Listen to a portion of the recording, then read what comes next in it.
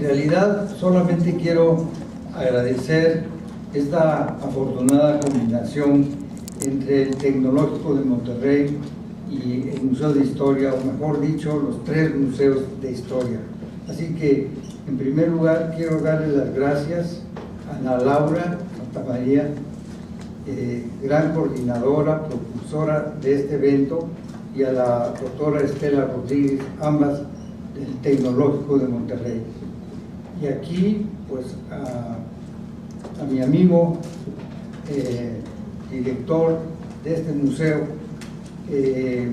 Eliseo Garza, con quien hemos trabajado en muchas aventuras aquí en Monterrey y en otras partes del país, pero en Monterrey desde los 1980, cuando él empezó a poner la semilla de las instituciones culturales en esta parte del país, con esa visión tan grande que ahora ha consolidado ya la existencia de los 3 museos, que para mí son una institución ejemplar en la República, porque además de haberse fundado en tan poco tiempo, tienen ya una actividad en todos los municipios de este estado, algo que no se hace en ninguna otra parte de la República.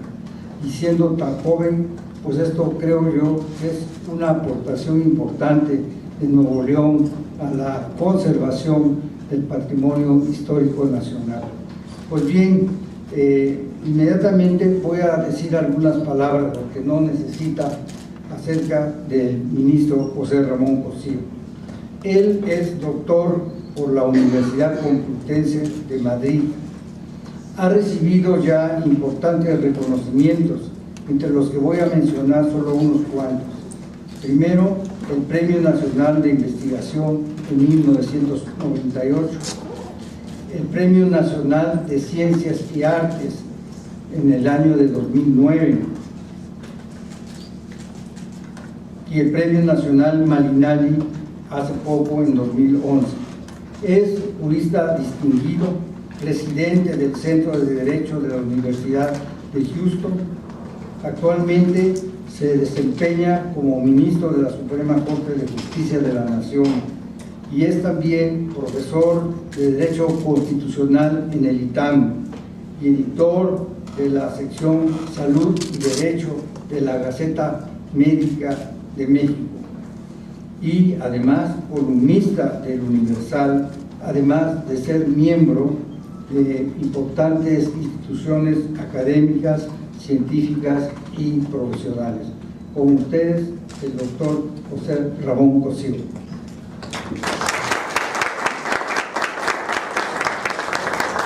Muy buenas tardes a todos ustedes, muchísimas gracias por la invitación. En primer lugar, quiero agradecer al maestro Florescano sus gentilezas, no de ahora sino de hace muchos años. Ahora voy a recordar las que son pertinentes para el libro que voy a explicar ahora. Voy a dar mi visión de él, y también, por supuesto, al Tecnológico Monterrey, a este museo y a la Cátedra Alfonso Reyes por sus atenciones. Siendo yo, entiendo, el último de los presentadores de este libro, quisiera contarles cómo nació y cuál fue la idea que tuvimos en su momento para realizarlo. Creo que eso va a explicar mucho del libro, mucho del contexto, y a lo mejor algunos de ustedes, si es que no lo han leído, se animan a leerlo. Hace ya algunos años el maestro Florescano y yo nos buscamos y teníamos pues interés los dos de colaborar, desde luego yo mucho más con él por el enorme prestigio y por la enorme obra que él tiene, y se nos ocurrió hacer un libro en el cual tratáramos de reflexionar acerca de algunos de los principales problemas del país, y la clave de entendimiento, y en la cual con mucha velocidad pudimos llegar a un consenso de qué debía tener este libro, es un espléndido libro de un autor francés que probablemente algunos de ustedes conocen, de nombre Marc Bloch, que tiene algunos libros en el Fondo de Cultura Económica. Este que voy a mencionar no hay en el Fondo de Cultura Económica, pero no por ello menos importante, que se llama Una extraña derrota. Mark Locke fue voluntario en la Segunda Guerra Mundial. Él, por razones de edad, no tenía por qué haber ido a participar a la guerra, pero él decidió participar y pudo ver dentro de los cuerpos de Estado Mayor a los que fue adscrito la muy impresionante derrota que sufrió el ejército francés a manos del ejército alemán. Y con base en la experiencia tan traumática que tuvo, escribió un libro. Realmente son un conjunto de apuntes muy brillantes, muy bien redactados, y está dividido ese trabajo en dos partes. En la primera de ellos considera que Alemania fue derrotada, que Francia fue derrotada muy rápidamente por Alemania debido a una razón de carácter intelectual. Y en la segunda parte del libro piensa él que fue derrotada por una razón o por un conjunto de razones morales. Cuando Enrique Flores Cano me compartió conmigo sus ideas sobre escribir este libro, yo le comenté que yo acababa de releer este libro y me parecía que sería importante tratar de poner una perspectiva mexicana en este sentido, y desde luego él, con el enorme entusiasmo y talento que tiene, compartió y organizó esta idea, y así fue como lo trabajamos. La razón de la derrota intelectual, dice Mark Locke, es que mientras los franceses dejaron de pensar en la guerra, dejaron de pensar en los tanques, en la aviación y en un conjunto de elementos de lo que era la nueva situación bélica en el mundo, los alemanes se pusieron a trabajar intensamente, como muchos de nosotros sabemos, sobre todos estos elementos. Dice, lo más preocupante es que la velocidad de avance de los alemanes era mucho más rápida que la velocidad de retirada de los franceses. Y esto es un dato que, si ustedes se lo imaginan en términos militares, pues realmente es muy impresionante. Entonces, él dice, nosotros no pensamos los problemas, nosotros no nos sentamos a reflexionar sobre lo que venía, y dice, y esto produjo que muy pronto no pudiéramos hacer frente a todos estos compromisos que se dieron en el orden bélico. Pero la segunda parte del libro me parece que es igualmente importante. Dice, nosotros no solo perdimos en el frente militar, sino también perdimos en el frente moral. Mientras estaba dando la guerra, nuestra clase política, nuestra clase empresarial, nuestra clase intelectual no estaba respaldando a sus soldados, no estaba haciendo las acciones necesarias para sostener un frente armado, dice, y finalmente los dos frentes colapsaron. Vino el gobierno de Vichy, después, como ustedes saben, las acciones de los aliados, el regreso del general de Gaulle, en fin, todo lo que nosotros conocemos.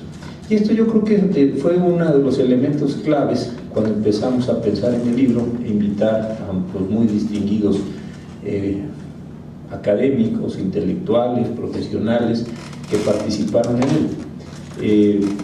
Aquí sí ya hablo a nombre propio, no quiero comprometer al maestro Flores Cano.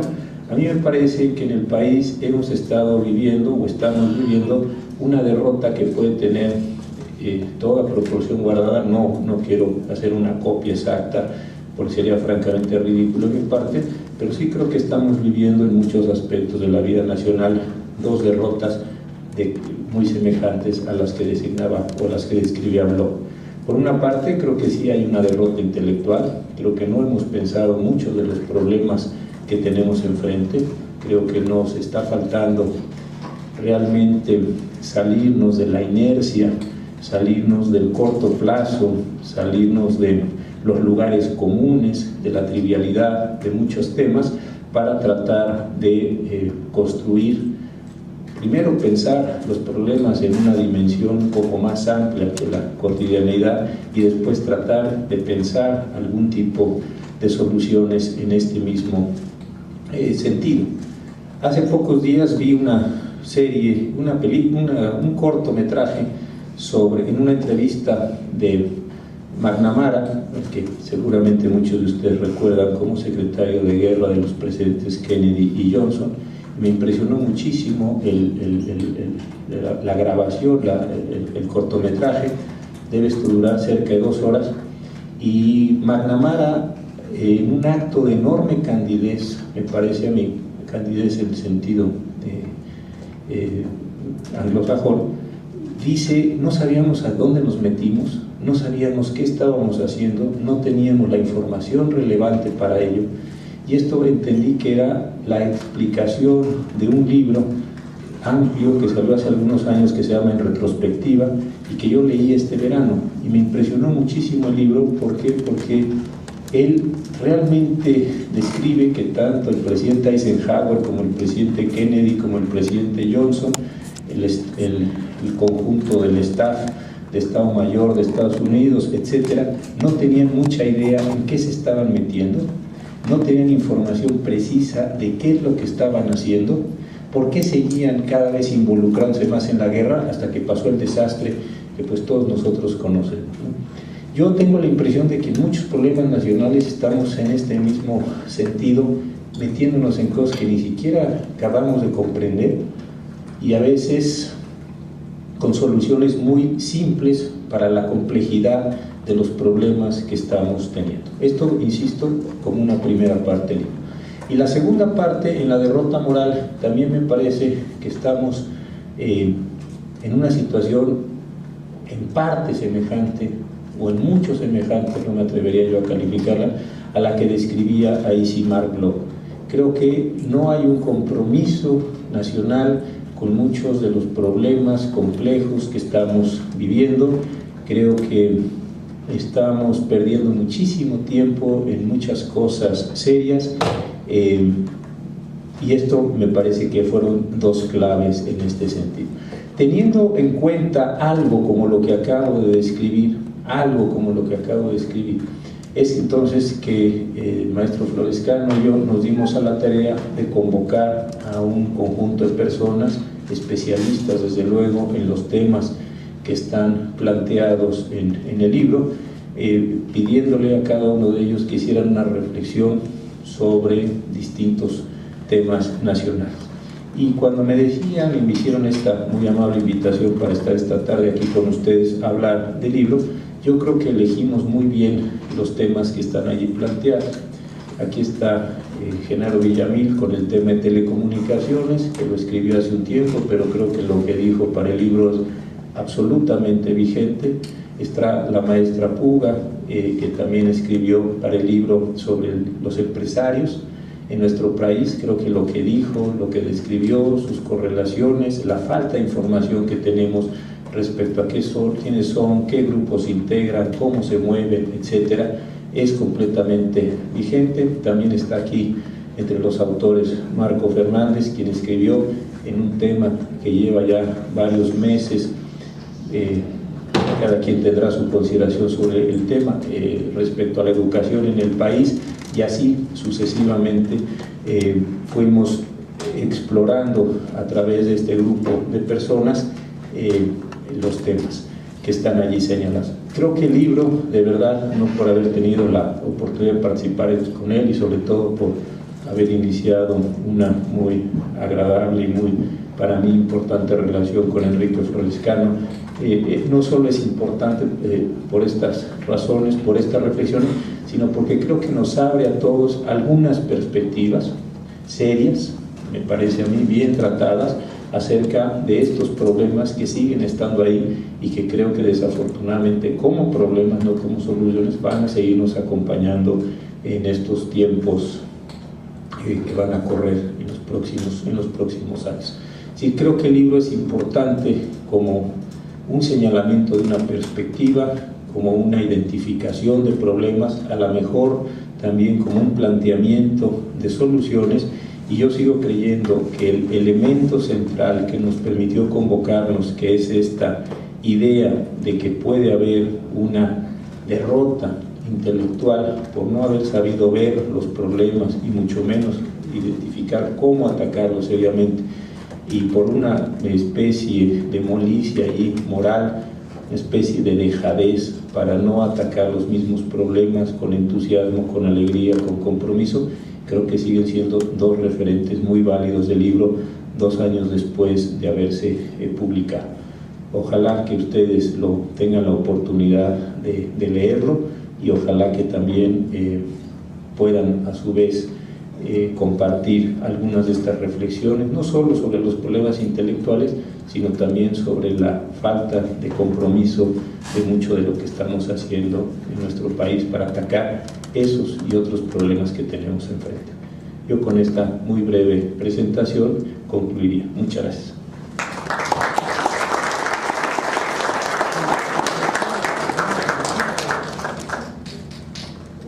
¿Hay preguntas?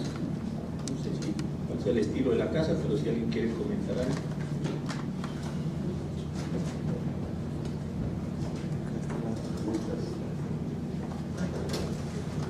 Podemos aprovechar ahorita el tiempo para hacerle preguntas al ministro. Si alguien tiene alguna pregunta, puede levantar la mano y hacerla, por favor.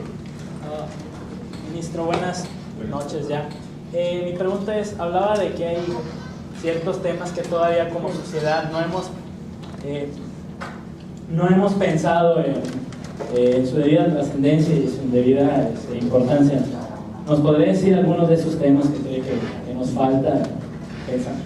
Yo le pongo uno que está muy cercano a mi campo de actividad, que son los juicios orales. Los juicios orales, la reforma inició en el 2008, va a entrar en vigor en todo el país en 2016. Es uno de los cambios, yo creo que jurídicos más importantes de nuestros 200 años de vida independiente, no solo porque hay un cambio normativo extraordinariamente importante, sino porque hay un cambio cultural en todo el mundo jurídico. Y la verdad yo creo que lo estamos atacando muy mal, con toda franqueza. La gente ha pensado que es un cambio solo de jueces. Yo creo que lo menos complicado del cambio son los jueces. Los jueces al final de cuentas son los profesionales del derecho que lo que tienen que adquirir son nuevas habilidades, nuevas herramientas. Pero es un cambio que involucra un cambio a las policías, a los peritos, a los ministerios públicos, a los defensores, a la totalidad de la población. Y yo con toda franqueza no veo dónde se estén formando los nuevos cuadros de peritos o los nuevos cuerpos de policía. Hacer un levantamiento de escena de crimen, si ustedes quieren, con la imagen que todos tenemos en la cabeza que sí es ahí, todo rápidamente, ¿no? Para no perder el tiempo. Imagínense si, pues, cuántos de nuestros policías pueden hacer algo semejante, no digo igual, porque es otra cosa, algo semejante para levantar y sostener en una audiencia pública, solo en esa audiencia pública, una acusación lo suficientemente efectiva como para permitir condenas a las personas. ¿Cómo se van a proteger a las personas que vayan a hacer declaraciones a audiencias públicas donde comparecen en una audiencia pública junto con las mismas personas a las que ellos están acusando o identificando? Y así me puedo seguir un buen rato señalando las cosas. Entonces, por poner un solo ejemplo, hacemos cosas muy grandes como la reforma penal, pero después no le damos toda la operación. Es como si uno pensara que el lenguaje es así como dicen performativo, basta que yo diga que va a pasar para que pase. No, el mundo es mucho más complicado que eso. Entonces, por poner un solo campo en el que yo estoy involucrado, es ese. Otro es esta cuestión de los derechos humanos. Hicimos una enorme reforma de derechos humanos, yo estoy muy de acuerdo con ella, en junio del 2011, todo va a transformarse en términos de derechos humanos. De verdad entendimos y de verdad estamos dispuestos a hacer todas las acciones que sostendrán esos cambios en materia de derechos humanos. Hoy los derechos humanos son exigibles, son universales, no son regresivos, todo perfecto. De verdad entonces estamos haciendo cosas, así lo voy a poner de general, cosas para poder sostener una reforma de ese calibre. Entonces ahí es donde empieza, por poner dos de mi campo, podríamos poner otros muchos, pero dos simplemente de mi campo. Entonces creo que nos falta en muchas ocasiones imaginar el conjunto de cosas que hay que hacer para que a ese cambio se le pueda dar resultado. Hay que entrenar un montón de personas. Yo les voy a hacer una cuenta. La Facultad de Medicina de la Universidad Nacional abrió el 9 de agosto este año la licenciatura de Ciencia Forense. Yo creo que es una decisión espléndida el doctor, espléndida. Pero entraron 36 chicos a la primera licenciatura. Estos chicos terminarán en 4 años. Habrá algún nivel de deserción, normal en cualquier universidad, en cualquier escuela, es normal que esto suceda. Entonces, quiten de 36 X número, más los que se titulen, más los que de verdad trabajen. Entonces el número final de personas que están habilitadas para funcionar o para empezar a funcionar como peritos es muy poquito. Pero ustedes piensen cuántos médicos forenses, cuántos odontólogos forenses, cuántos patólogos forenses, químicos forenses, fotógrafos forenses requiere un país para poder sostener una reforma penal. Supónganse, nada más por suponer, que dijera, se requiere un médico forense por cada 1.000.000 de habitantes. No tengo la cifra, pero invento, uno por cada. Eso significa que necesitamos 110 médicos forenses, más o menos. Entonces, ¿de dónde sacamos 110 chicos para forenses? Médicos, otros para odontólogos, otros para fotógrafos, otros para patólogos y así. Al final del día, usted está diciendo, yo necesito formar de aquí al 2016, pues ¿qué será? Si la PGR dice que tiene 26 especialidades forenses en el país, este es un dato cierto, 26, póngale que se requirieran pues 100 por cada una de ellas.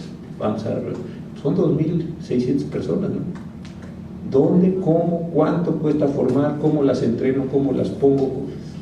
Solo estoy hablando de peritos, no estoy hablando ni de policía, ni de otra serie de cosas. Entonces ahí me parece que sí hay una enorme dificultad entre lo que se dice y después entre todo el conjunto de acciones que hay que realizar para que las cosas vayan ordenando. Simplemente pongo esos dos tipos de ejemplos.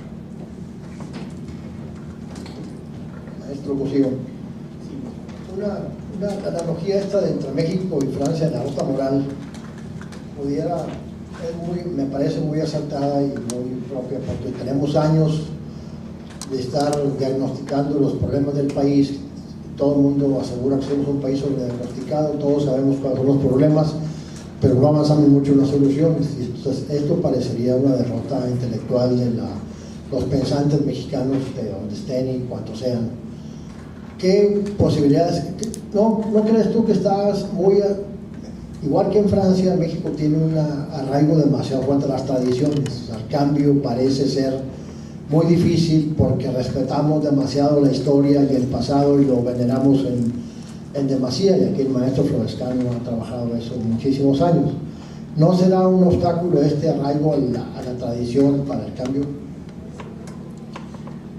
Yo desde luego no tengo una respuesta a este tema, pero algo que percibo, y lo voy a decir así con toda la ingenuidad, es que a veces veo que estamos viendo un periodo de cierta evasión hacia los grandes problemas que tenemos enfrente, como si los problemas no existieran. Yo creo que muchos de ustedes les ha de pasar que de repente se encuentran con personas y que se pasan un buen rato hablando, hombre, no es que esté mal, de cosas, de situaciones, digamos, voy a usar esta expresión, como de una parte muy frívola de la vida, y después hay muy poco tiempo como para atacar realmente los problemas, como para diagnosticar dónde están los problemas, como para ponerse a chambear, por usar esta expresión muy nacional, en los verdaderos problemas.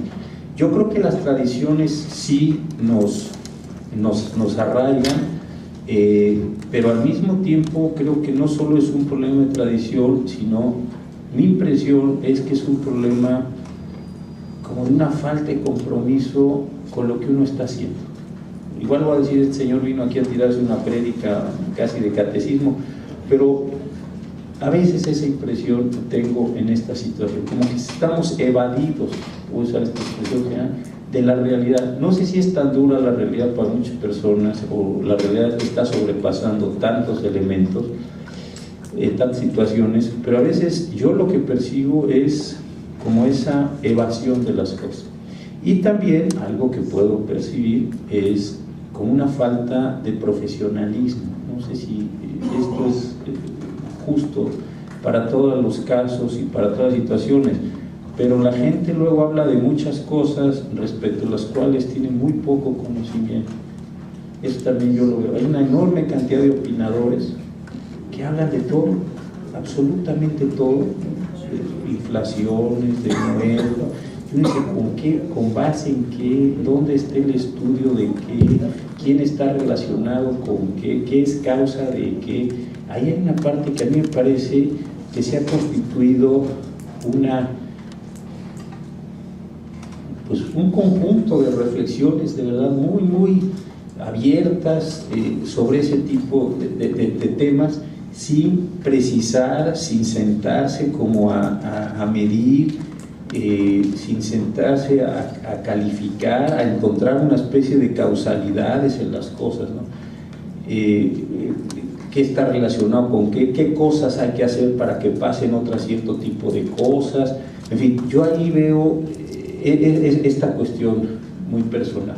Sé que no estoy siendo muy preciso en el lenguaje, a lo mejor es porque quiero ser cuidadoso y a lo mejor no decir muchas más cosas de las que debo decir, o a lo mejor porque tampoco me alcanza mi mismo lenguaje para poder precisar todo este tipo de elementos. Pero yo en mi campo, voy a hablar de mi campo para no también yo ahora sustituirme y empezar aquí a hablar yo también de todo. Yo en mi campo veo, por ejemplo, muy poco trabajo respecto a los enormes cambios que estamos viviendo. En materia de derechos humanos, la mayor parte de los libros o artículos de mi campo que siguen saliendo, siguen diciendo lo bueno que sería que se transformara la Constitución en materia de derechos humanos. Pues que eso ya pasó, ya casi vamos para 2 años, digo, más de 2 años que eso ya pasó. Lo bueno que sería que los cambios en materia penal se dieran, pero eso pasó desde el 2008. Entonces no digamos qué bueno se va, eso ya pasó. Ahora sentémonos a decir qué tenemos que pasar, qué tiene que pasar para que eso realmente pase, que realmente acontezca, realmente suceda. Entonces esa es una cuestión para hablar solo de lo que yo más o menos entiendo y de lo que vivo y lo que hago todos los días, que digo, bueno, pero es que seguimos como en esta cosa muy emotiva, los derechos humanos, pero los derechos humanos son un contenido normativo que hay que construir, que hay que perfeccionar, que hay que hacer funcionar, que hay que darle sentido, que hay que darle operatividad mejor. Y eso yo no lo observo de verdad en prácticamente ninguna cosa, ¿no? O ninguno de los trabajos. Y eso que veo yo en campo jurídico creo que se refleja en otros muchos campos, que andamos como divagando sobre una serie de cosas sin entrar a ese mismo tipo de temas. Bien. Buenas tardes, Oscar Tamés. Maestro Cosío, la perspectiva mexicana en el siglo XXI implica, y está el concepto muy vigente, implica la participación ciudadana. En ese sentido, es recurrente escuchar grupos que hablan de la necesidad de ella. La pregunta concreta es, ¿y como sociedad estamos preparados para esa participación ciudadana? Mire, yo creo que sí, y yo, por ejemplo, y voy a volver a mi campo, porque si no van a decir, este señor habla de todo y tampoco dice mucho, pero yo, por ejemplo, veo un caso muy grave en mi campo. El poder que tenemos los jueces es brutal. Yo no sé si ustedes realmente se han puesto un día, no por el caso concreto, sino las posibilidades que tenemos nosotros de interpretar la Constitución, las normas, y de decidir sobre muchísimas cosas. Pero las críticas que nos hacen a nosotros suelen ser críticas personales.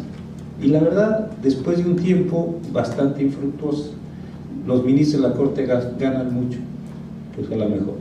Los ministros de la Corte son corruptos, pues a lo mejor. Son cosas que son muy poco sustantivas en términos de una crítica. Lo que yo veo en otros países y que tiene un enorme significado es la crítica que hace hacia las decisiones de los juzgadores.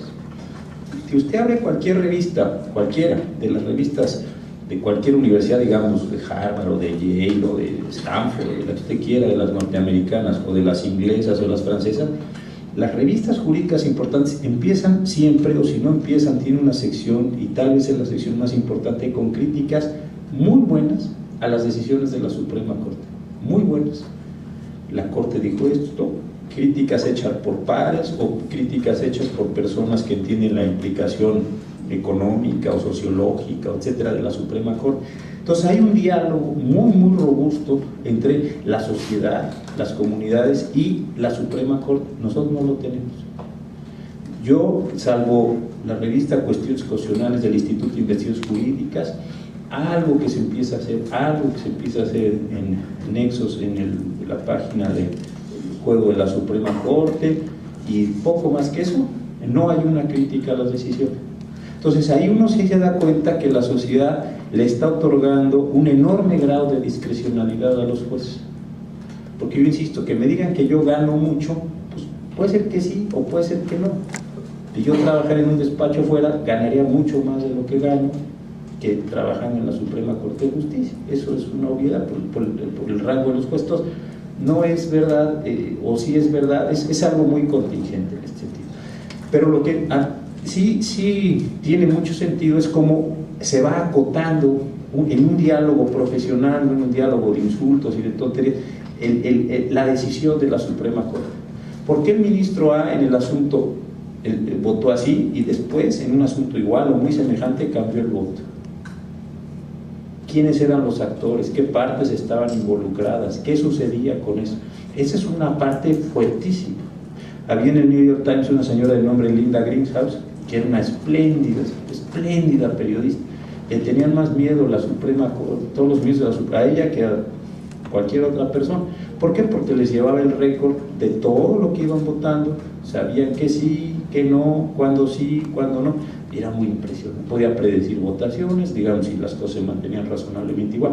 Yo creo que esa parte de una sociedad, yo pongo otra vez mi caso para no ponerme a hablar de todo y decir disparates aquí, que nos controlara más socialmente,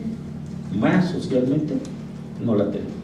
Lo que nosotros hacemos es una noticia. La Corte resolvió esto y luego se pone, y usted lo habrá visto a veces como en términos como si fuera una pelea de box, ganó la posición tal o, bueno, si se quiere ver así está bien, pero eso es muy primario, ¿no? Ganó o perdió, bueno, pues no es pelea de box. Pero si se fuera construyendo eso, yo creo que la sociedad sí le establece controles sociales respecto a la actividad que nosotros hacemos y que con toda franqueza no la tenemos. Estamos muy, en ese sentido, muy poco ordenados, muy poco controlados socialmente. Por poner un solo ejemplo, creo que sí hay partes muy importantes de que se pueden hacer. Hay luego ONGs muy buenas, yo algunas no doy nombres para que no parezca publicidad, pero sí que son muy buenas en términos del control del presupuesto. Son grupos que llevan acciones a la Suprema Corte, hacen un interés o un litigio estratégico, que es importantísimo. Este es otro tema que vale la pena dedicarle 2 minutos por esto. En un litigio normal, ¿qué le interesa al abogado? Pues ganar el litigio, no llevar a cabo la construcción de la política pública. Ese no es su trabajo.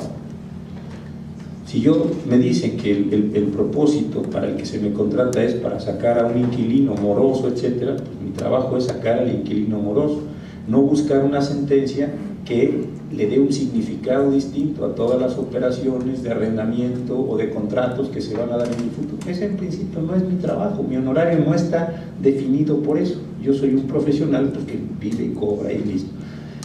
Entonces, ¿cómo se generan estos cambios jurisprudenciales tan importantes? Yo he visto que cuando han venido organizaciones, algunas universidades tienen despachos espléndidos en ese sentido, o algunas organizaciones no gubernamentales, algunas vinculadas con órdenes religiosas, otras vinculadas con grupos de diverso tipo, en fin, que traen casos de interés público. A ellos no les interesa solo el problema de la libertad o la definición sino les interesa, digámoslo así, resignificar, o al menos en una parte, el orden jurídico. Esto es importantísimo. Y yo creo que una sociedad civil que se está moviendo en este sentido, actúa y fuerza a que su Suprema Corte, sus tribunales, lo que sea, diga cosas distintas y proponga cosas distintas. Esto me parece central también, y eso sí es trabajo de una sociedad, por poner solo 2 ejemplos. Entonces, una sociedad que se articula bien en ese sentido, yo creo que logra cambios muy importantes en estas materias. Maestro, buenas tardes. No cabe duda que hablar de México siempre es muy complejo por la diversidad cultural que tenemos, por la historia y más por la cercanía con los norteamericanos, pues que siempre es un referente, ¿verdad? Es un socio comercial y un referente por la cercanía. Entonces siempre estamos viendo series de televisión gringas, como usted mencionó, y siempre estaremos comparando inconscientemente nuestra situación con la de los gringos. Ahorita se ha mencionado mucho el aspecto jurídico, pero también, por ejemplo, cuando se dio a conocer ese documental de presunto culpable, cimbró a la sociedad.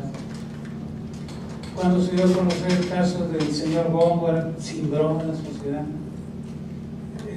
La Suprema Corte siempre había estado oculta bajo el presidencialismo mexicano.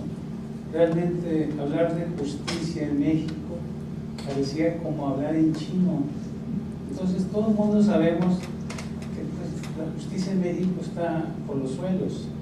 El otro día tuve oportunidad de participar ahí en el Centro de Cultura Jurídica, se llama Casa de la Cultura Jurídica de ahí en la Suprema Corte. Todos los abogados mayores de 40 años que estaban ahí. Era el 13 de septiembre, el día que yo estuve en esa Casa de Cultura Jurídica. Nadie de todos ellos sabía de la guerra o de la invasión a Monterrey. Ni siquiera recordaban qué significaba el 13 de septiembre. Y son abogados de mayores de 40 años. Los profesionistas, no nomás los abogados, los ingenieros, los contadores, o los que no son profesionistas, hay como diríamos, una mediocridad. Y a mucha gente le gusta el estado de cosas, porque es un país donde casi todo el mundo hace lo que quiere, sin un orden. Entonces, por eso hablar de la perspectiva mexicana, si nosotros vemos, por ejemplo, el presidente actual, ya se aventó 3 o 4 reformas ahí, y todas, si acaso alguna va a empezar a producir algo en 10 o 15 años. Entonces, si es, y entonces, como que no está muy clara esa situación de las reformas propuestas. Igualmente podemos decir, ¿qué pasa con la tecnología en México?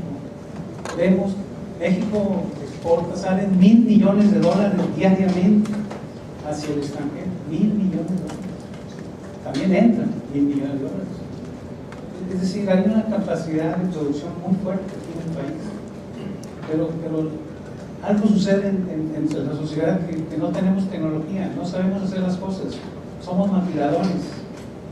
Entonces, yo le hago la pregunta a muchos intelectuales y les digo, bueno, Japón quedó destruido en la Segunda Guerra Mundial. En 40 años se levantó y fue la segunda economía del mundo. Alemania igual, fue totalmente destruida y era la tercera economía del mundo, incluyendo que estaba dividido el país. Perdón que lo interrumpa, para darle oportunidad a otras personas, si me dijera así. Pues es que lo que le quiero decir es que hablar de México, Sí, sí. por más que queramos encontrarle un lado, no hay un lado, son miles de hilos. Por ejemplo, en la inundación que hubo, todo el mundo estaba ocupado con los profesores, estaban tomando ahí el Zócalo, y aparte venía la cosa del importe, del grito y todo, y total que llegó el aguacero y todo lo que ya sabemos, un desastre, y todo el mundo quejándose de que el gobierno no avisó y que nadie tomó acciones como fue en otras ocasiones. Entonces, si le preguntamos a los mexicanos cuál es la visión de México del siglo XXV,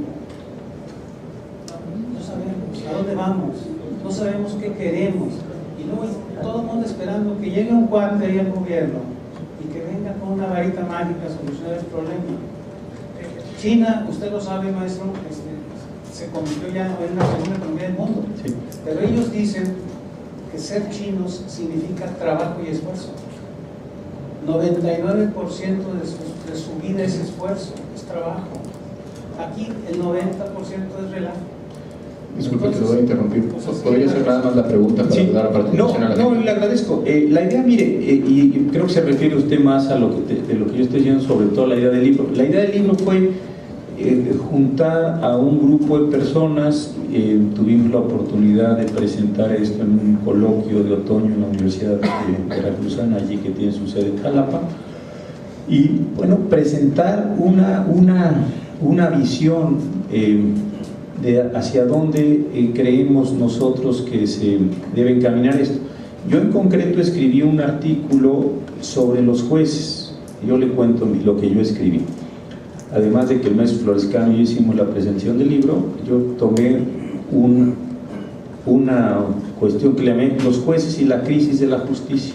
Lo que yo trataba de explicar allí es qué formación reciben los jueces, primero como abogados, justo lo que usted dice, después como jueces, qué es el tipo de cosas que suelen hacer los jueces, etcétera, tratando de identificar dónde creo que están los problemas generales de los jueces en este país, no los jueces de la materia civil, no los federales, no los de las juntas, porque es muy difícil eso y requeriría otra cosa, sino simplemente si así nos forman como abogados, si así tenemos nuestra vida profesional, si así se suele comportar la profesión en general, bueno, pues es bastante predecible que van a ser los resultados de la justicia. En ese sentido, a mí me toca participar en algunos comités académicos, en algunas cuestiones de ese tipo, y trato al menos de decir, bueno, algo debíamos cambiar en el sentido de pues mejorar en esto, darles nuevas herramientas, generar nuevas habilidades. Derivado de eso mismo, perdón que hable de mí, pero he estado escribiendo sobre las enormes complicaciones que tiene que se estén dando tantos reconocimientos de validez oficial a tantas escuelas y que permitan la generación de tantos profesionistas, no solo de derecho, de muchas otras profesiones. No tenemos un sistema de colegiación obligatoria, no tenemos certificaciones profesionales en muchas materias, casi todas. Los contadores se certifican, los médicos se certifican y se recertifican, la mayoría de las profesiones no. En fin, son de esto ir sacando otros tipos de temas, pues para en algún momento sí no se pueden seguir dando tantos rebotes. Hay un joven que aquí trabaja justamente en Monterrey y mide este tipo de temas. Él me decía que hay más de 2.200 escuelas de derecho en el país. Imagínense usted nomás, 2.200 escuelas. Yo, como digo, el título, en términos formales, el título de la mejor y de la peor son idénticos. Pues sí, pues ustedes, a ver, yo les enseño, ¿cuál es el buen? Pues si los dos dicen, cédula profesional, no sé qué dice, pues es la misma. Entonces, bueno, de estas reflexiones van saliendo otras y hay que estar insistiendo. No se me desanimen, porque ya lo vi muy desanimado. No, es broma. Sí, adelante con su pregunta. Sí, de lo que está platicando el ministro Cosío ahora, bueno, recupera mucho de lo que fue la preocupación de esta mañana en el Instituto Tecnológico. Yo veo cuando menos 3 temas que estuvieron ahí muy presentes. Uno, digamos, es esta dificultad para pasar de lo que sería la parte declaratoria, formal, de los cambios y las reformas. Fue, por ejemplo, el caso de la reforma educativa que platicaba Marco, a la puesta en práctica a través de una serie de mecanismos, de pasos que se tienen que conectar unos con otros y que sería, digamos, parte de la del gobierno. De otro lado, también se habló mucho de la responsabilidad de los medios en la trivialización de los problemas e incluso en la denigración de aquellas prácticas que, José Walder ponía el ejemplo de la dificultad para llegar a consensos en los parlamentos, en el espacio parlamentario, que es visto por los medios como ineficiencia y los acuerdos casi como corrupción, en lugar de pensar en los acuerdos como un paso adelante. Y la otra parte que veíamos es digamos, la incongruencia entre discurso y práctica. Por ejemplo, el caso de los empresarios, en donde hay un nuevo discurso de responsabilidad social que no siempre está correspondido con lo que realmente están haciendo. Pero un poco pensando en la respuesta que se daba ahora, está un poco más del lado de la sociedad lo que estás proponiendo. Es decir, hay una falta de responsabilidad de la sociedad en reorganizarse, en establecer mecanismos de vigilancia, de propuestas sobre los espacios legales, formales, constitucionales, del poder. Esto sería como la parte más importante, es más que la responsabilidad que tienen aquellos que tienen el poder y la capacidad de hacer cosas. ¿Sería más bien un problema de la sociedad? Yo veo esto, la parte que dice Pepe Goldenberg, yo coincido, pues si se llega a acuerdos y se hacen leyes, eso tiene un enorme significado y una enorme importancia, pero después tiene todo un trabajo que realmente le corresponde a una administración. Si nosotros nos ponemos así en un modelo muy clásico de división de funciones, a las instituciones que le corresponde aterrizar, digamos, ese tipo de cosas, pues no puede ser más que la administración. Si hoy me imagino Marco, que lo conozco y habló sobre los temas educativos, ¿a quién le corresponde instrumentar el sistema de evaluación educativa, el sistema de cursos? Pues eso le corresponde a la administración. El legislador ya no le alcanza, ni tendría por qué, y sería, yo creo que vas a decir, muy disfuncional que se pudieran hacer ese tipo de cosas. Entonces, una vez que se han tomado ciertas decisiones, creo que esa cotidianeidad, ese aterrizaje, déjenme poner en esta expresión muy gráfica, pues eso sí es trabajo, dado el modelo general que tenemos en Occidente de división de poderes, es trabajo de administración puro, nada más. Ahora, la otra cuestión es, si nosotros estamos suponiendo que nuestra participación democrática termine en el momento en que vamos a la urna, depositamos el voto y entonces cumplimos con nuestro estatus de ciudadanía cabalmente, pues estamos yo creo que muy mal. ¿Por qué? Porque me parece que se requiere un enorme acompañamiento social y un enorme acompañamiento ciudadano a las propias instituciones. Porque si no, entonces yo cada 3 años, insisto, piensen en la imagen, deposito, si yo cumplí democráticamente. ¿Y qué va a pasar en los siguientes? Pues no sé, nos vemos en los 3 años siguientes. ¿Yo qué haría como un ciudadano responsable electoralmente? Pues me informaría de los programas, planes, etcétera. Diría, cumplió, no cumplió, vamos a suponer que las ofertas fueran claras, las ofertas fueran nítidas, compararía, etcétera, y después diría, pues dado que esto sí me conviene, esto no me conviene, etcétera, me gusta, no me gusta, etcétera, voto. Y nos volvemos a ver en 3 años. Pues yo creo que esto no funciona. Si uno ve, digamos, lo que está pasando, yo creo que aquí sí, en todo el mundo, pues es esta crisis de las instituciones representativas que no están alcanzando a cumplir con la enorme cantidad de cosas para las cuales se están comprometiendo a cumplir. Y entonces no veo, y esta sí es una posición muy personal, de qué otra forma se puede hacer esto sin un acompañamiento ciudadano. Ahora, el acompañamiento ciudadano, hay muchas formas de acompañamiento. Yo por eso decía, en mi ámbito, que esta parte del litigio de interés público, que esta parte de la amicus curiae, solo estoy hablando de lo mismo, ha tenido un enorme efecto, porque sí logra mover piezas que en el funcionamiento ordinario de las instituciones no se van a mover. Y no se van a mover, ¿por qué? Porque los carriles por los que transcurre, digamos, la actividad judicial, pues son carriles muy predecibles. Son litigios muy específicos, muy concretos, con abogados que tienen sus... La única forma es hacer entradas laterales y mover. Si esto, que creo que es así para la judicatura, creo que lo mismo es para la administración. Creo que es lo mismo para la administración. Algo se quiso hacer en materia legislativa con la iniciativa popular, etcétera, pero son tan fuertes los requisitos, pienso yo, que es muy complicado que se logre que realmente haya acciones laterales. Pues son unos umbrales ahí para que se entre y luego se controla y luego hay que ir a la Suprema Corte. Sí, es muy complicado. Entonces, en ese sentido, me parece que no hay posibilidades en la legislación. En la administración tampoco están abiertos estos tipos de canales en este mismo sentido. Yo en la parte judicial sí le veo algunos, no muchos, pero sí algunos, cuando se han podido empezar a llevar este tipo de casos. ¿Y qué es lo que hace? Lo voy a poner en esta metáfora, hace que las cosas empiecen a moverse de un modo distinto. A veces va bien y a veces también para mal, no todo lo que se haga paralelamente tiene que, así por definición, funcionar bien, pero sí uno ve que algunas cosas se mueven algo se empieza a reflexionar distinto y se generan otras posibilidades de actuación en ese mismo sentido.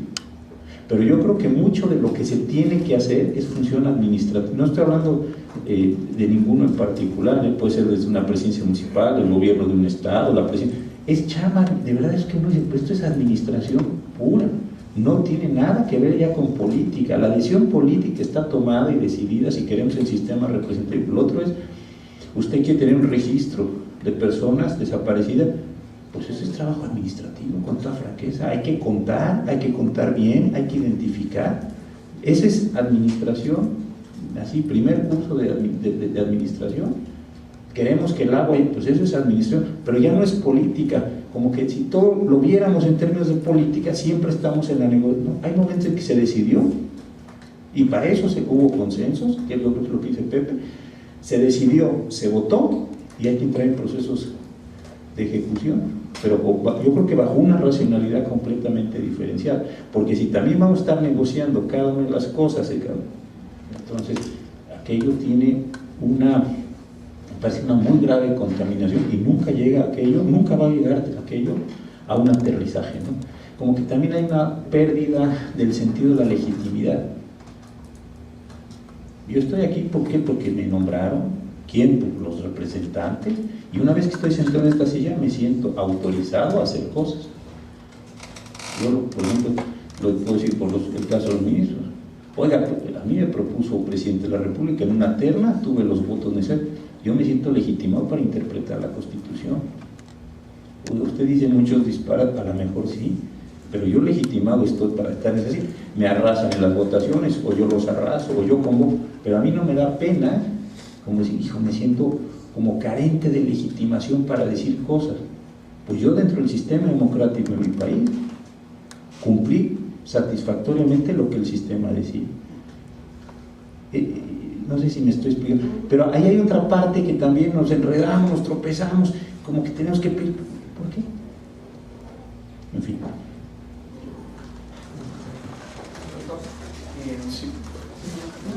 Aprovechando la parte judicial. Sin duda alguna, en su diagnóstico, y lo hemos platicado, una parte del funcionamiento de la justicia en este país, parte de la formación de los abogados, que se puede cambiar, sí parte del acompañamiento de un análisis mucho más riguroso por parte de la sociedad civil sobre decisiones, por ejemplo, de la Suprema Corte. Pero, digamos, por decirlo de alguna manera, en el día a día del funcionamiento del Poder Judicial, ¿qué acciones complementarias se pueden implementar que no solamente parten de una visión administrativa, sino que hay un problema fuerte en el funcionamiento de la eficacia, de la corrupción, lamentablemente en muchos de los distintos niveles de jueces, en tanto la parte federal como la parte estatal? ¿Qué hacemos ahí? O sea, llevamos tiempo tratando de mejorar, se exhibe el presunto culpable, como mencionó alguien anteriormente, y pareciera que en el país no pasa nada. ¿Qué podemos hacer para que mejorar el funcionamiento del Poder Judicial? Yo creo que el tema de la corrupción es un tema que mucho más complicado que esto. A ver, yo alguna vez un jefe que yo tuve que decía cosas muy simpáticas, muy inteligencia. Yo nunca he visto un juez que tome dinero de su bolsillo izquierdo y él mismo lo pase a su bolsillo derecho. O sea, no se autocorrompe el juez.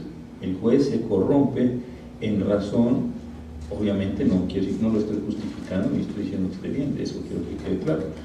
Pero el juez, si se corrompe por la acción de alguien, y ese alguien suele ser un litigante y después ser un abogado, salvo que pensemos, insisto, que él se pasa dinero, pero ese ya es un caso de psiquiatra, y un psiquiatra, digo, ya una cosa bastante grave.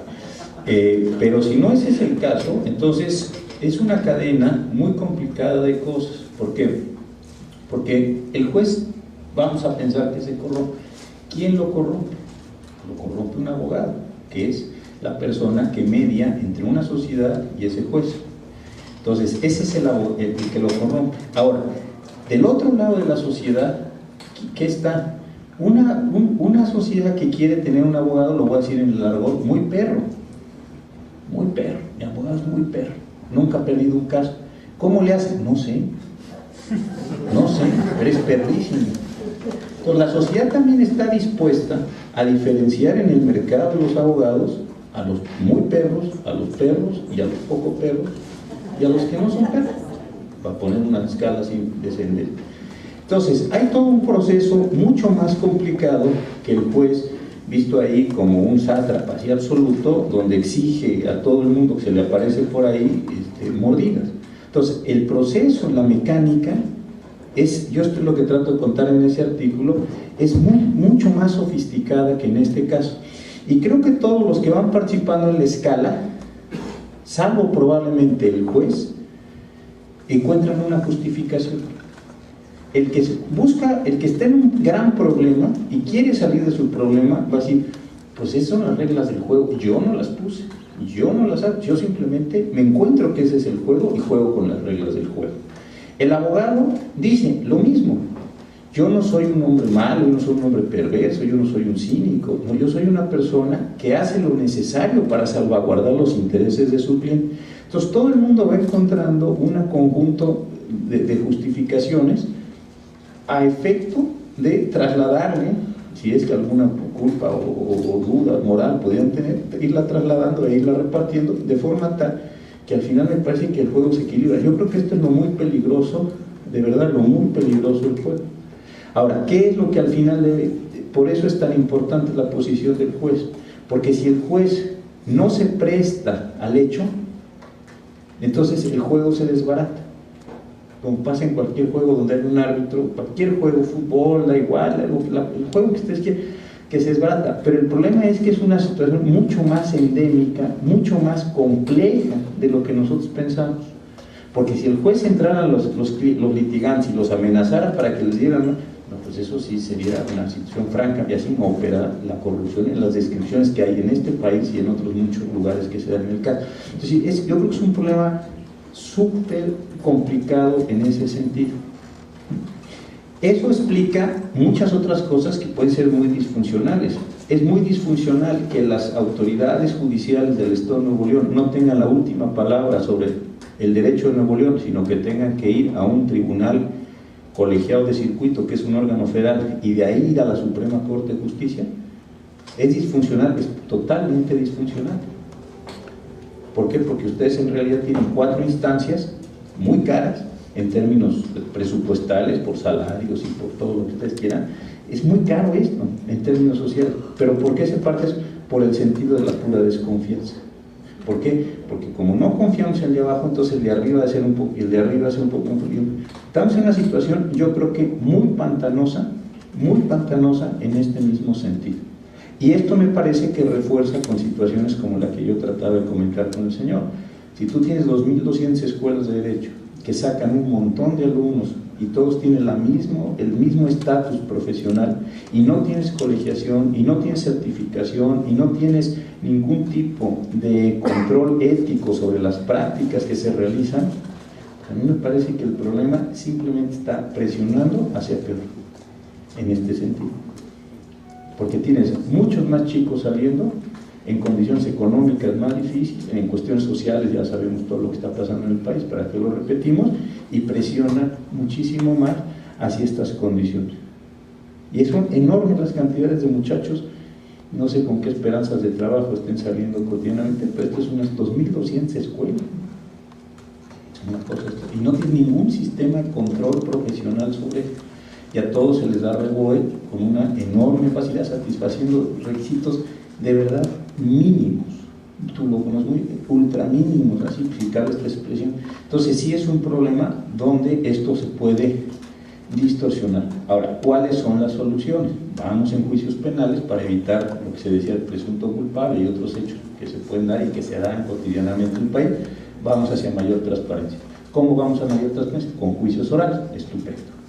Ahora bien, vamos a entrar a juicios orales y no estamos haciendo todo lo necesario para soportar una lógica que es completamente distinta, completamente distinta. ¿Cuál es entonces la probabilidad que vas a tener? Como probabilidad, no tengo bolita de cristal, pero como probabilidad que va a aumentar tu impunidad. ¿Por qué? Porque si yo soy un juez que me siento en una audiencia de un juicio oral y una persona viene y acusa a otra, y toda la teoría es que yo tengo que simple y sencillamente condenar con la base en la información que haya escuchado en la audiencia, solo con esa información, no puedo decir, ay, es que yo lo conocía desde chamaco y era... No puedo hacer nada de eso. Solo con la información de audiencia, pregúntense si la policía, los servicios periciales van a tener la capacidad en una audiencia y en vivo de respaldar toda una acusación. ¿Qué está sucediendo? En algunos casos empieza a suceder la posibilidad de que cuando las personas entran a declarar son amenazadas. Claro, cuando dice usted, no, yo no me acuerdo de nada, señor. ¿Por qué no? Claro, porque tengo una amenaza de que personas que me lo hicieron aquí en la banca, claro que no lo van a decir, ¿verdad? Entonces, la probabilidad de impunidad puede crecer enormemente. Si crece la posibilidad de impunidad, ¿qué es lo que va a decirse? Que los juicios orales serán peores. Entonces, volvamos a formas más oscuras. Las formas oscuras tradicionales finalmente no eran tan malas. Yo creo que este es el verdadero drama del asunto. Yo no quiero dar la impresión de que yo estoy a favor de que nos quedemos como estamos. Simplemente lo que quiero decir es que si no hacemos todo lo que tenemos que hacer, y esto es junio del 16, no es así milenio siguiente, en julio del 16 el asunto se puede tener todavía caerse más todavía el problema de la justicia en este mismo sentido. Este es un problema para mí muy, muy serio, porque sí puede arrastrar, en esto que tú dices con toda razón, niveles importantes de corrupción, niveles importantes de falta de preparación, etcétera. Sí puede tener un jalón, si cabe esta expresión, hacia la baja de una parte importante del sistema. Esto a mí me tiene muy preocupado en términos de cómo debiera operar este tipo. Además, piensen si de aquí al 16, como una presión, ¿cuál va a ser la situación de seguridad pública del país? ¿Igual? ¿Mejor? ¿Peor? Si todo fuera constante así, simplemente constante, la sociedad probablemente esté más frustrada, más enojada, más una serie de factores psicológicos. Entonces sí creo que es muy importante, en este caso, sí, de lo que tú preguntas, darnos cuenta que se está presentando. Y hay otras cosas que yo creo que se tienen que transformar. Seguimos teniendo una justicia laboral muy extraña, ¿no? Muy extraña desde mi punto de vista, con tribunales que están unos en la Secretaría de Gobernación como los del apartado B y otros están en la Junta, en la Secretaría del Trabajo, con estándares muy diferenciados. Hay como que hace falta otra vez conceptualizar integralmente el sistema de justicia y a ver qué hacemos. ¿Tiene sentido mantener ese modelo de junta? ¿Era un modelo que tenía raíces corporativas o es un modelo bueno, a lo mejor muy bueno, pero repensé, no es un juez de derecho el que tiene que resolver esto, como de hecho acontece con el presidente de la Junta y los... Hay que hacer cosas en este mismo sentido, pero fíjense ustedes que también hay un fenómeno. Yo hice una medición simplemente viendo lo que había propuesto en las distintas campañas desde el presidente Salinas, desde la de Salinas, que propuso Salinas, que propuso el ingeniero Cárdenas, y fueron proponiendo todo. Y si ustedes ven, cada vez se habla menos en las campañas de justicia y se habla cada vez más de la parte estricta y rigurosamente penal. Es como una especie de embudo, donde primero cada vez se habla menos y segundo se habla solo de lo penal. El resto de los temas, ¿qué hacemos con la justicia administrativa? ¿Cómo integramos la justicia administrativa? ¿Qué hacemos con el juicio de amparo? El amparo mexicano se come todas las posibilidades. El Poder Judicial tiene hoy casi 1.300 entre jueces y magistrados, personas. Es grandísimo. Todo eso tiene sentido. De eso no tenemos una reflexión colectiva sobre ese particular. Estamos entusiasmados otra vez, viva los derechos humanos. Yo estoy muy de acuerdo con eso, pero viva como los derechos humanos. No como emotividad, sino ya como racionalidad, ya como operación, ya como política pública con la que tenemos que interactuar cotidianamente. Yo creo que hay un problema de verdad bien importante. Con esto damos por concluida la conferencia de esta noche. Agradecemos al ministro José Ramón Cosío, a todos ustedes por su presencia, a la Cátedra Alfonso Reyes, muchísimas gracias también.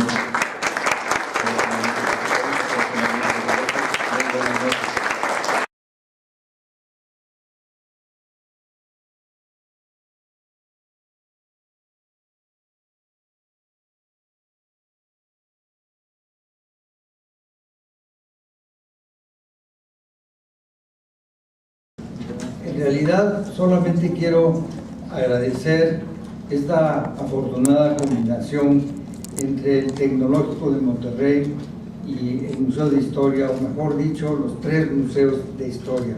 Así que, en primer lugar, quiero darle las gracias a Ana Laura Santamaría, gran coordinadora, propulsora de este evento, y a la doctora Estela Rodríguez, ambas del Tecnológico de Monterrey. Y aquí, pues, a mi amigo, director de este museo, Eliseo Garza, con quien hemos trabajado en muchas aventuras aquí en Monterrey y en otras partes del país, pero en Monterrey desde los 1980, cuando él empezó a poner la semilla de las instituciones culturales en esta parte del país, con esa visión tan grande que ahora, y el Premio Nacional Malinali hace poco, en 2011. Es jurista distinguido, presidente del Centro de Derecho de la Universidad de Houston. Actualmente se desempeña como ministro de la Suprema Corte de Justicia de la Nación y es también profesor de Derecho Constitucional en el ITAM y editor de la sección Salud y Derecho de la Gaceta Médica de México, y además columnista del Universal, además de ser miembro de importantes instituciones académicas, científicas y profesionales. Con ustedes, el doctor José Ramón Cosío.